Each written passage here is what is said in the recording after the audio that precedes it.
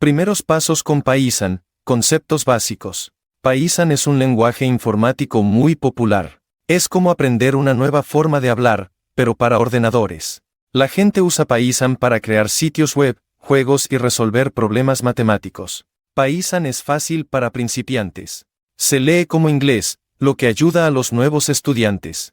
Solo necesitas una computadora para comenzar. Primero, descarga Python de Internet. Luego, podrás escribir tus primeros programas simples. Escribir en Python es como dar instrucciones. Por ejemplo, puede decirle a la computadora que sume números o que elija una carta al azar de una baraja.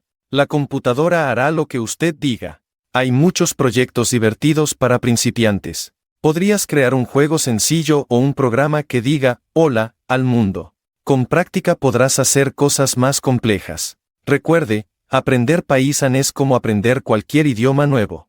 Practica un poco todos los días y no te rindas. Mejorarás con el tiempo.